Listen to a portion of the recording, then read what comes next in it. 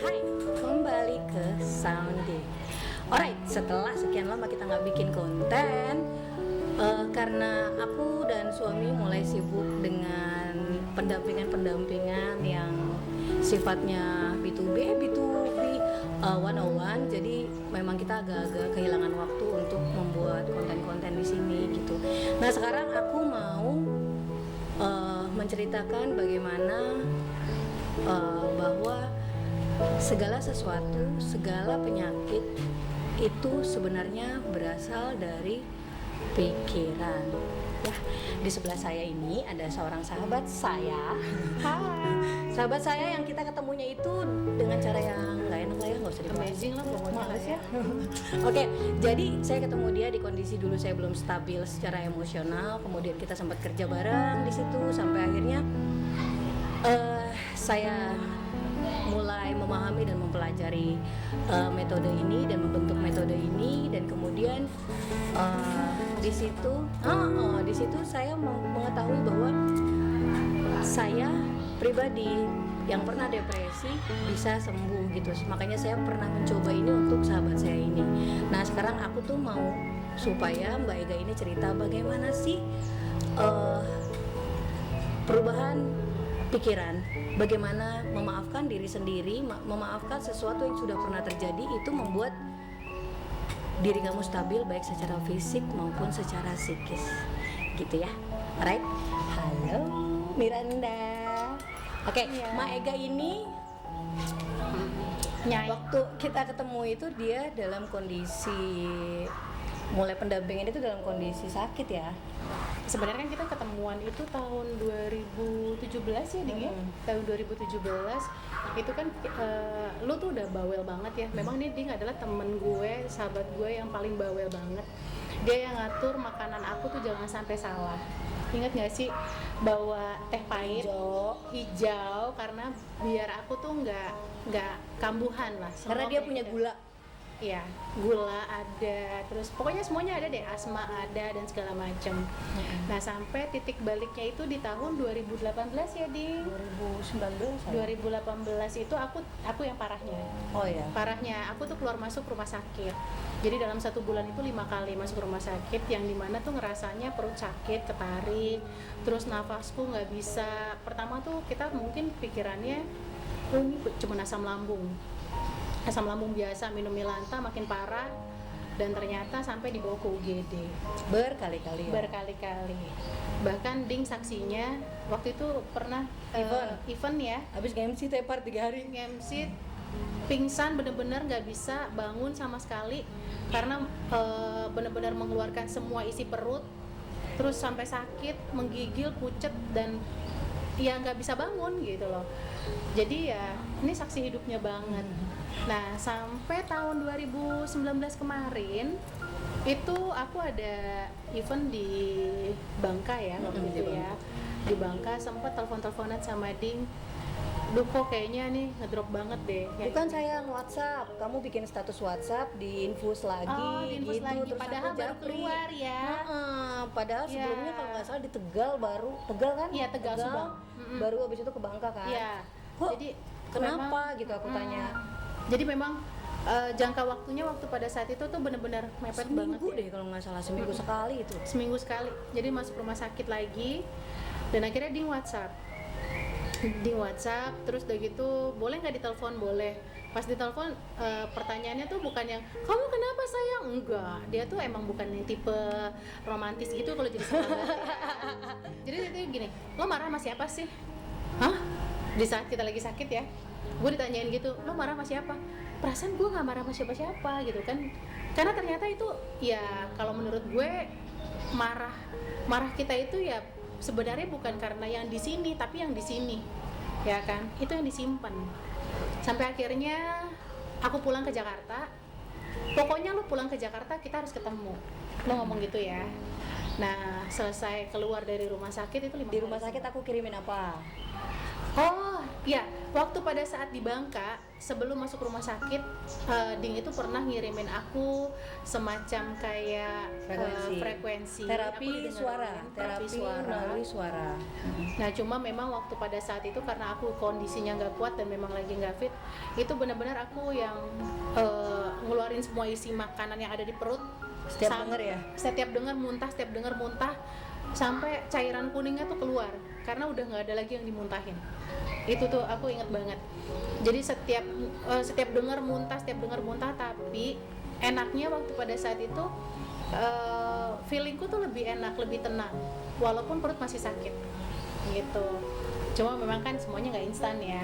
Yes, benar. Semua nggak instan, jadi akhirnya masuk rumah sakit juga, tetap diinfus karena harus deadline, ada pesawat, harus udah beli tiket kan, harus pulang, ya kan. Jadi udah diinfus untuk nyembuhin rasa sakitnya. Ya udah, akhirnya ke Jakarta dirawat 5 hari. Setelah 5 hari, 2 hari kemudian datang ke rumahnya Mbak Ding ini ya. Setelah berteman dari 2017 ya teman-teman ya, pertama kali dia injek rumah saya 2019. Iya, karena kita tuh nggak pernah yang ini. Kita sering telepon-teleponan, sering ketemu, kerja bareng, WhatsAppan bareng, nanya kabar, tapi nggak pernah. Bahkan kita nggak followan IG loh. Iya, nggak follow IG dan nggak follow yang lain-lain. Berkualitas itu pertemanan kita. Jadi bukan tentang teman-teman di sosial media, tapi bagaimana tetap ada walaupun tidak ada gitu ya. Iya, dan kita tuh temanannya sehat banget karena nggak ada gibah. Kita nggak pernah ngomongin orang. Yang jelas nggak pernah ngomongin orang, kita ngomonginnya kerjaan. Dan biasanya cuma ngomong masalah urusan pribadi dengan pribadi ya. Benar. Kita curhat-curhatannya cuma gitu doang, nggak pernah ngomongin yang lain. Sehat banget deh pertemanan dengan dia. Dan sampai akhirnya di tahun 2019 itu lebih sehat lagi karena ya dia ngebantuin aku sembuh dari GERD. Nah, aku mau ceritain masalah tentang GERD ini. Sebenarnya memang sakit itu sakit banget, kayak tukak lambung, infeksi lambung, apalah namanya itu. Pokoknya intinya sama dengan GERD. Nah, dari GERD itu kita bisa ada efek sampingnya nih.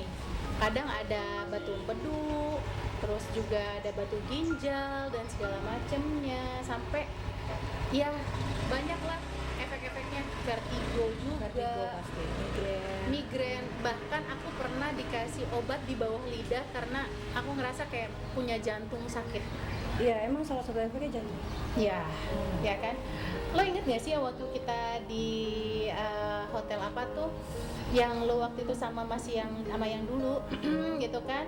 Itu kan aku minta obat ke dokter yang ditaruh di bawah lidah karena dadaku sakit, inget ya waktu itu ya. Nah itu efeknya tuh sampai ke situ. Jadi perasaan cemas, takut, aduh bentar lagi mau mati nih, aduh ya ampun ini, atau misalnya gini, aduh orang ngomongin apa ya. Nah itu semua itu terasa cemas. Begitu udah cemas, apalagi kan pekerjaan kita tuh stresnya tinggi ya. Yes, berkaitan sama pikiran ya, pikiran banget. Tergantung nih orang puas apa enggak nih dengan pelayanan kita gitu. Besokannya itu pasti udah langsung tepar. Pokoknya habis acara pasti masuk rumah sakit. Sebentar gitu ya. saya potong ya. Kita udah membahas hotel terus pelayanan, bahaya. Jadi Mbak Miranda atau Mbak Ega ini adalah seorang IO untuk apa namanya? Untuk pendampingan seminar beberapa area di Indonesia ya. Jadi hotel dan orang-orang puas pelayanan itu bukan kemana-mana, bye-bye kan ngomong. Enggak, jadi bukannya itu ya. Jadi memang kan kita dibayar untuk memuaskan mereka. Kebetulan aku tuh ada MC sama moderatornya. Jadi ya kalau misalnya udah mau tampil itu kan 5 hari berturut-turut tuh, itu stresnya ya setiap kali mau tampil stres, setiap mau stres ya langsung lah itu bergejolak lah, lambung lah, asam lambung naik, bahkan sering banget kita lupa makan. Ingat nggak sih? Karena kita fokus liatin mereka makan. Iya. Dan ini memang sahabat aku kesayangan banget karena setiap kali aku nge-MC, setiap kali aku jadi moderator, dia selalu bawain aku makanan biar aku nggak lupa makan. Sebaik itu emang temanku ini, ya kan? Oke, nanti masalah ini akan kita bagi menjadi 2. Nah, aku mau tanya dong, sebenarnya sakit GERD ini sejak kapan? Kalau misalnya sakit lambung itu memang udah lama banget, dari tahun 2009 pun aku kerja di salah satu perbankan itu aku udah punya sakit lambung, udah keluar masuk juga. Asam lambung ya, berarti asam lambung. Asma punya ya? Asma juga Asma. karena turunan kan. Terus gitu. sama apa kemarin batu Batu apa empedu, dua-duanya batu empedu dan batu ginjal. Ya, karena kalau misalnya mau dilihat sekarang itu ternyata dari asam lambung itu pun bisa mencetuskan adanya batu ginjal dan batu empedu. Oh, sama gula.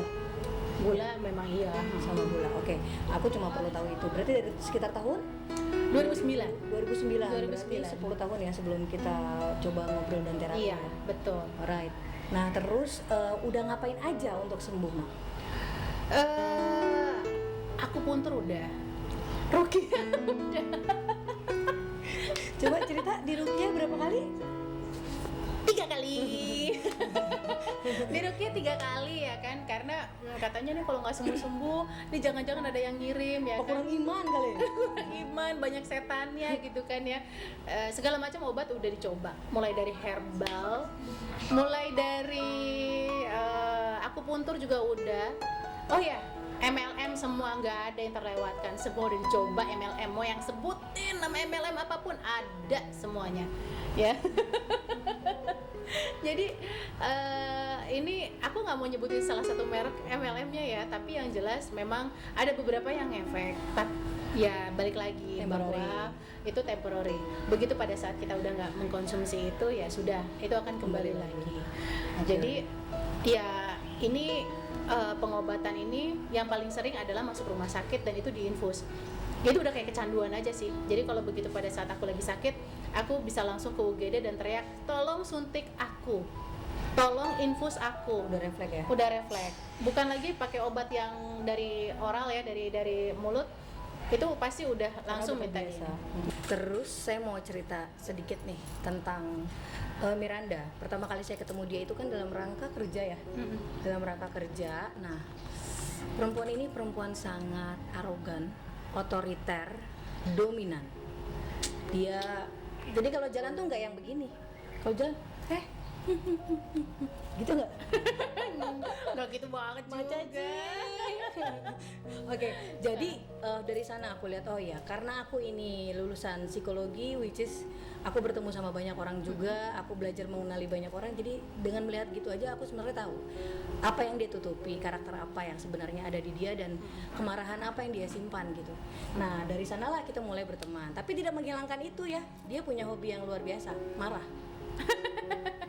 Hobi dia tuh marah. Sampai kadang aku berpikir suaminya hebat banget, kuat. Anak-anaknya luar biasa loh. Ingat gak sih aku bilang, "Ma jangan gitu sih sama anak-anak, kasihan." Refleks, Ma, kata dia gitu. Pokoknya maunya marah. Nah, terakhir kali itu kamu sempet mau dibawa kemana sama suami gara-gara suami nggak tega ngeliat anak-anak kena ngamuk terus. Psikiater. Jadi cerita dong. Jadi Ceritanya gini, kita tuh punya teman yang relasi bisnis. Nah suaminya ini nih punya rumah sakit jiwa. Dia memang psikiater. Ya, terus tiba-tiba suamiku tuh bilang gini, aku tuh pengen bawa ke sana. Kamu harus ketemu dengan Pak Heru ini. Oh gila, aku sebutin namanya. Dengan Pak Heru ini harus ketemu karena Pak Heru ini psikiater. Dia punya rumah sakit jiwa. Serem banget gak sih? Gue mau dibawa ke situ. Cuman ya nggak apa-apa. Maksudnya berarti alasannya apa? Kenapa suami mau bawa ke sana? karena aku tuh tipe orang yang senggol bacok. Bahkan nggak disenggol pun kadang-kadang bacok ya. Suka ngebacok. Ya kan, gue tuh kalau benar aja tuh ngotot. Apalagi kalau salah aja ngotot, apalagi benar gitu kan. Jadi makanya sometimes gue tuh orangnya perfeksionis karena kan memang didikan dari orang tua tuh adalah perfeksionis. Yang baju merah harus semuanya merah, sampai ke hanger tuh harus merah, ya kan. Dulu tuh kayak pakai baju aja dari atas sampai bawah tuh putih. Misalnya ya, kacamata harus putih, tas harus putih, semua harus putih. Noda dikit tuh nggak boleh dan segala macam. Itulah perfeksionisnya gue. Sampai hari ini pun juga sama ya. Tadi kalau misalnya nggak dapet ini dari ding, mungkin gue dari atas sampai bawah tuh semuanya hitam. Nah jadi memang sekaku itu hidup gue. Dan memang itu gue terapkan ke anak-anak juga. Anak-anak harus disiplin, anak-anak harus mandiri, harus ada goalsnya ini dan segala macam. Hidup dengan penuh goals, ya kan. Sampai bertemu dengan ibu ini dan akhirnya semuanya luntur, ambiar, rusak, ambiar semua. Gitu, semuanya tuh let it close aja. Jadi Ega ini orang yang tidak bisa menerima kekurangan orang lain dulunya. Bahkan jika itu bukan kekurangan, misalnya slip sedikit nih, beda gaya, itu dia mengamuk bisa di depan umum. Nggak apa-apa ya. Dia mengamuk di depan umum, bahkan di tempat kerja dia bisa mengamuk, dan ngamuknya nggak yang senyum manis loh, teriak. Batak men. Gitu. Gue juga Batak nggak gitu-gitu amat. Iya, Tapi memang dia karena di situ aku tahu bahwa oh ini ada yang salah nih, ada yang korslet di dalam, ada yang korslet. Cuma karena waktu itu saya belum paham situasinya, saya juga masih sedang dalam tahap belajar, jadi belum mengerti. Sampai akhirnya setelah Ega pulang dari rumah sakit itu ya, setelah Ega pulang dari rumah sakit itu, tiba-tiba dia japri dan bilang, aku mau ke rumah kamu ya. Oh oke. Aku kan tungguin aja ya, palingan gak jadi. Iya. Orang nggak pernah. Gak pernah dan biasanya gagal. Kalau ketemu sama dia tuh nggak pernah dan biasanya gagal banget. Nah cuma waktu pada saat itu kayaknya titik balik aku ya, karena udah hopeless banget, perut udah sakit banget, udah ngerasain yang kayak udah ajal mau tiba ya kan. Yang kalau sakit tuh bukan lagi ya sebutnya astagfirullahaladzim, enggak. Udah yang nyebutin yang aku udah mau mati, yang udah aku titip anak-anak yang kayak gitu, karena memang benar-benar yang rasanya sakit banget. Udah sampai ke ubun-ubun, dari ujung kaki sampai ujung kepala tuh udah rasanya wow banget deh. Jadi ya udah nothing tulus kan, semuanya kan udah dicoba ya kan, dan nggak salah juga kalau misalnya tiba-tiba emang beneran mati ya kan. Gue harus ada orang yang tahu dulu nih ya kan, harus ada tempat curhat dulu gitu. Nah kebetulan Ding membuka diri, memberitahukan apalah segala macam. Oh ya, satu hal Ding, yang gue inget banget, pada saat di Bangka itu, aku tuh benar-benar parah, karena memang kita nggak boleh pulang awalnya, di kursi roda yang didorong dan segala macam. Nah, yang bikin kuat itu waktu pada saat aku dengerin autoimun, booster imun itu. Iya. Autoimun atau booster imun atau apapun lah ya, itu dia ngirimin aku itu, dan itu aku dengerin. Itu yang bikin kuat. Jalan loh dari bandara, terus udah gitu itu kan terminal 3 jauh banget ya, maksudnya lorongnya tuh jauh banget lah. Itu aku jalan kaki gitu. Walaupun turun dari pesawat tuh pakai kursi roda, tapi akhirnya aku jalan gitu. Dan itu kuat Dan bisa tidur sampai ke rumah sakit pun juga masih bisa bertahan. Biasanya tuh nggak tahan Ding, itu harus minum obat untuk bisa bertahan sampai ke rumah sakit, kalau enggak udah anfal. Dan thanks God waktu itu belum ada COVID ya, kalau enggak gue udah diplastikin. Oke, terus lanjut. Terus akhirnya kan kamu mencobalah peruntungan terakhir ya, daripada di penjara di rumah sakit jiwa ya. Iya. Peruntungan terakhir sampai akhirnya dia memutuskan buat ke rumah. Betul. Setelah melewati banyak percobaan ya, dan solusi terakhirnya dia pikir mungkin daripada di rumah sakit jiwa gitu kali ya. Iya. Daripada harus minum obat untuk penenang ya kan. Oh iya, dan kemarin itu sempat ada terapi obat dari dokter. Gue harus minum 6 bulan berturut-turut biar nggak kambuh-kambuh lagi. Dan aku tuh dikasih salah satu obat penghilang rasa nyeri. Penghilang rasa nyerinya itu ada 3: penghilang rasa nyeri, penghilang rasa melilit, dan penghilang rasa kembung. Ya kan, 3-tiganya itu tuh harus diminum kalau misalnya memang sakit. Lo inget kan waktu itu lo pernah coba mau ngasih kopi ke gue, terus gue cobain, terus tiba-tiba langsung minum obat. Nah itu yang setiap hari harus ada di dalam tas. Oke. Ya kan, jadi minum obatnya juga banyak banget obat-obatan dan segala macam. Mungkin nanti akan aku kasih ya gambar-gambarnya ya. Karena basicnya Ega ini orang yang sangat percaya medis pada awalnya. Betul. Sangat, Jadi dia apapun yang medis bilang dia akan lakukan gitu. Tapi kan itu ikhtiar ya, nggak apa-apa Iya. juga. Oke, sampai akhirnya kamu ke sini, kamu ke rumah, terus kita ngobrol. Nah, terus Ngobrol. coba silakan cerita, saya mau dengerin aja. Jadi gini, waktu pada saat ketemu sama Dik itu sebenarnya sih nggak disembuhin secara sadar ya. Dik cuman bilang gini, sini. Lo, gue inget banget. Awal mulanya di gini. Kita tuh sebenarnya hebat. Kita tuh adalah orang yang spesial karena lu di antara ribuan lu adalah orang yang spesial. Itu yang selalu gue ingat sampai detik ini, ya kan? Dan Ding itu selalu bilang bahwa coba deh lu bisa mengendalikan semuanya. Dia ngajarin gue panjang tangan dan pendekin tangan dan segala macam sampai akhirnya dia menyentuh bagian yang paling terdalam. Ya kan lu ngorek-ngorek kehidupan gue ya, Ce, ya kan. Jadi Ding itu pernah nanya sama gue satu hal, lu marah sama siapa? Enggak, gue nggak marah sama siapa, tapi gue marah nih, gue kesel deh di kantor bla bla bla bla bla, gue marah dengan karyawan gue bla bla bla bla bla. Enggak, bukan yang itu, karena bukan dari situ marah lo. Dengan sok taunya dong dia kayak gitu. Terus kita mikir kan, kita jadi mikir, perasaan yang bikin marah gue saat ini adalah itu. Enggak, karena marah itu yang ada saat hari ini itu adalah pelampiasan lo di masa yang lalu.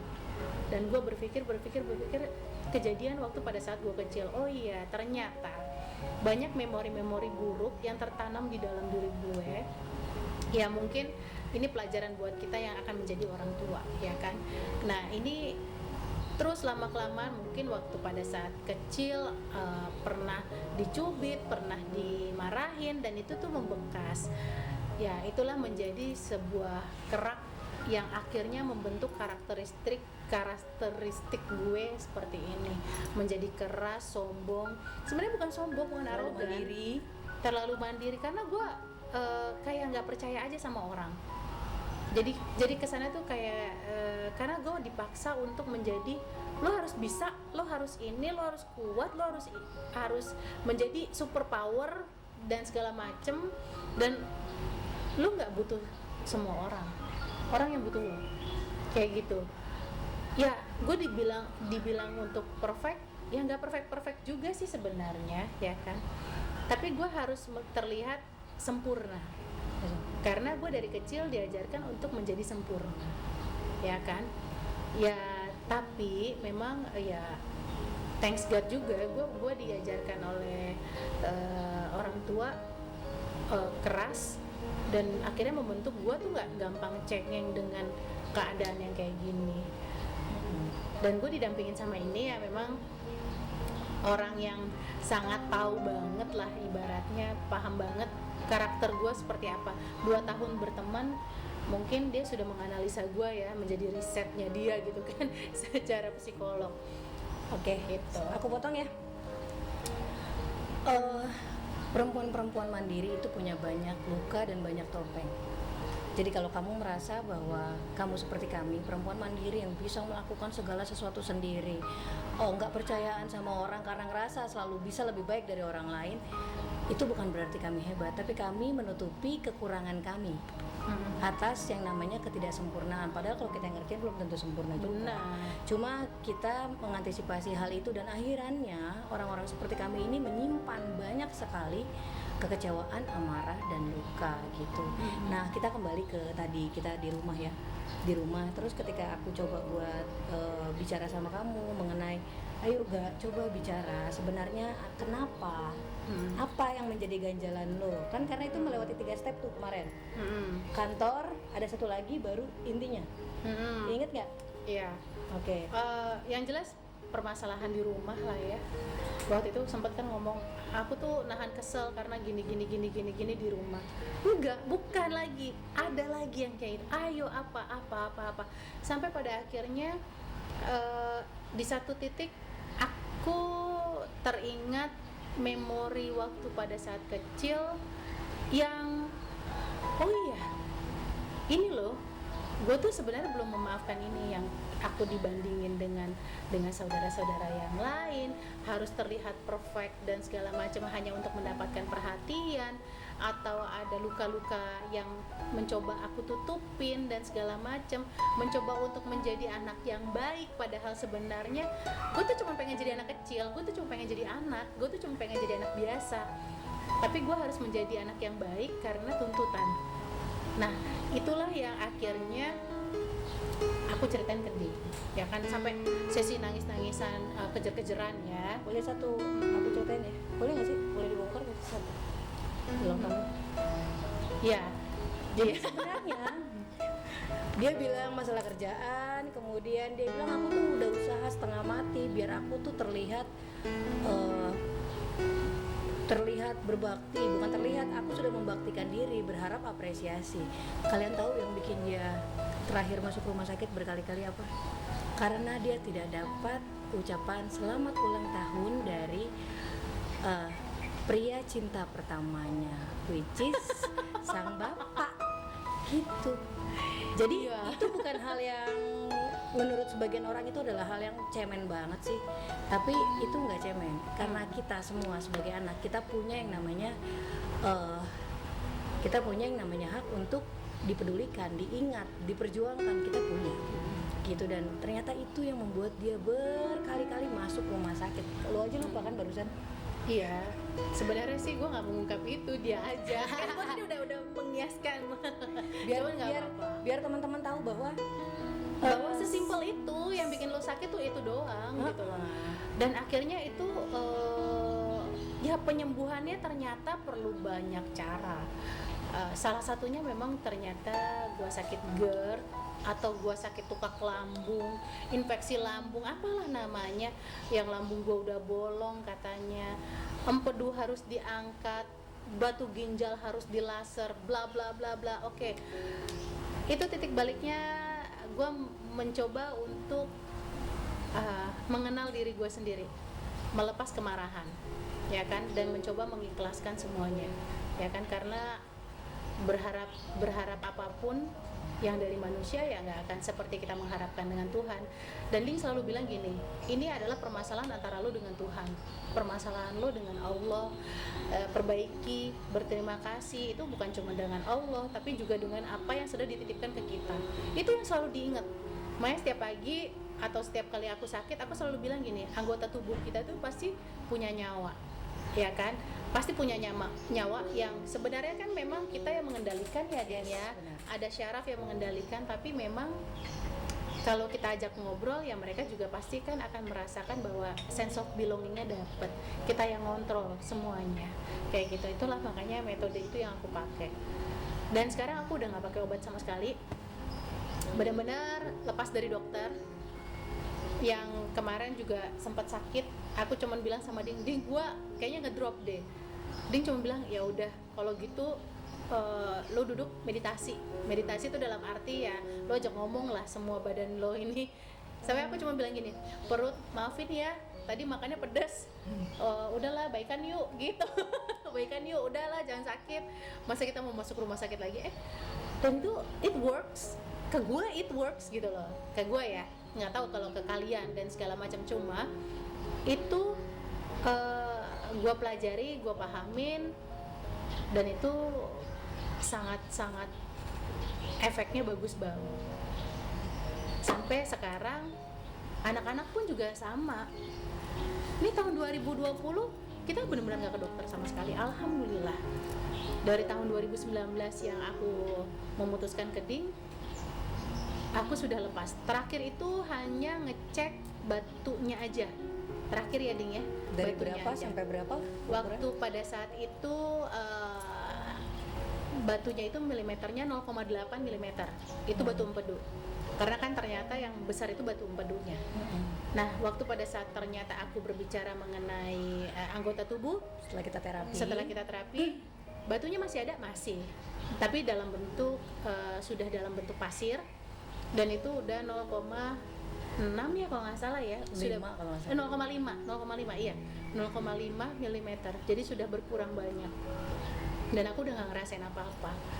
Terapi dan segala macam udah nggak pernah ya maksudnya ya cuman ngikutin Ding aja. Bisa Ding nyuruh coba deh lu sekarang ngomong ini gitu kan, suruh berterima kasih sama mata, telinga yang nggak pernah kita berterima kasih ya kan. Selama 37 tahun gua hidup, gua nggak pernah ngomong di kaca, halo ga, lo tuh cantik, nggak pernah ya kan. Dan emang sih gue punya skincare ya. Emang sih gue punya skincare. Cuman kalau gue bocorin rahasia gue kenapa nggak ada kerutan, nanti lo pada semua nggak beli skincare gue. Jadi gitu. Oke, jadi yang namanya reset mindset itu bukan tentang bagaimana kita melupakan apa-apa yang sudah terjadi, malah sebuah metode yang sekarang saya kembangkan sama suami yang kita namakan reset mindset dan ditambah dengan frekuensi.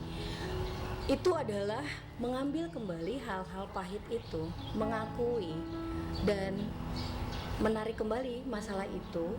Kemudian ketika masalah itu sudah di luar, kita pelintir, kita ubah perspektifnya, kita masukkan pemahaman-pemahaman baru gitu. Karena sejatinya tidak ada satupun masa lalu yang bisa kita lupakan. Mungkin kamu bisa bilang enggak lah, aku udah lupain. Gak ada.